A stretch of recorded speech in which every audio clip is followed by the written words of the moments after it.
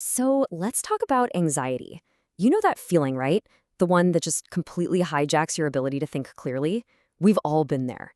But what if I told you that a 2,000-year-old philosophy has one of the most practical, down-to-earth solutions for it? Yeah, let's get into it. Okay, so I'm going to start with a question that might sound a little weird. What if that feeling in your chest, that constant worry, what if that isn't actually the core issue? What if we've been looking at this whole thing completely backwards? Because here's the thing, the Stoics figured out literally centuries ago. Anxiety almost always lives in the uncontrollable. It's basically our nervous system just desperately trying to solve a problem it has absolutely no power over. The Stoics had this great name for it, borrowing trouble from the future. Isn't that perfect? And get this quote comes from Marcus Aurelius, a Roman emperor. I mean, think about that for a second. This was one of the most powerful people on the planet, and he was still anxious. His big insight was that our minds create all this suffering that our bodies experience as 100% real. And this, right here, this is the key. When you're just sitting there picturing some worst-case scenario playing out in your head, your body is responding as if it's happening right now. Cortisol just floods your system, your rational brain, the part of you that's supposed to be in charge, it just goes offline. And your fight or flight response takes over, all while you're just sitting in a quiet room imagining danger. And this sets up the next layer perfectly from another brilliant Stoic, Epictetus. He argued that it's almost never the actual event that causes us all this distress. Nope, it's the story we tell ourselves about the event. The event itself, it's usually neutral. Let me give you a perfect example. The event. A friend doesn't text you back. Okay, that's it. Totally neutral. But the story? Oh, the story can become a full-blown threat. They're angry with me. I must have done something wrong. This relationship is over. That story, not the missed text, is what triggers that cortisol flood. And here's the empowering part. You have so much more influence over the story than you think.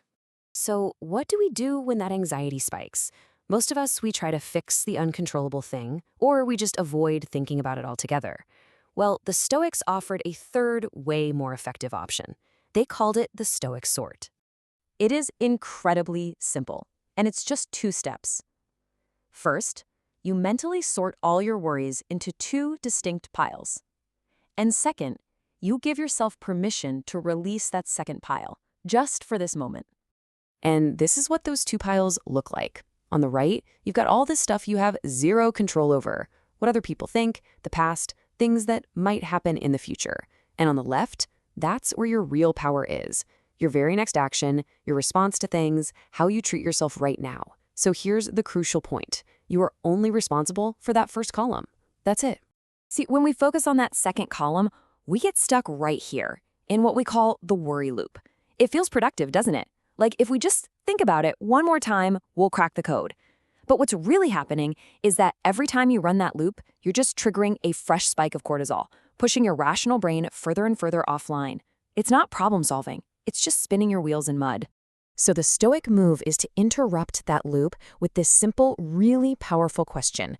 Is there an action, any action, no matter how small, I can take right now?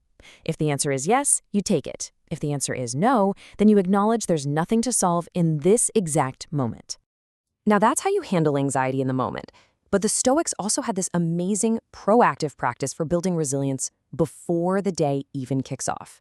It's an idea inspired by Marcus Aurelius himself.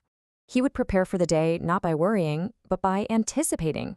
And you can do a modern version of this in just 30 seconds before you even get out of bed. Just acknowledge, okay, today I might face some challenges. Things might not go my way. And then you remind yourself, my response is mine. My next move is always in my control. It's like a Stoic morning anchor for your mind. All right, let's bring it all together. The next time you feel that anxiety rising, when you feel yourself getting pulled into the future or into things you can't control, what is your next move? The answer doesn't have to be big. In fact, it's actually better if it's really small. It could be a single deep breath, a short walk around the block, just getting a glass of water. Any small, controllable action sends this powerful signal to your nervous system that says, I'm not helpless. I have a next move. Because that really is the ultimate takeaway from all this ancient wisdom. You suffer more in imagination than reality. And because of that, your true power isn't in controlling the world outside you, but the world inside. In your next move, it's always, always within reach.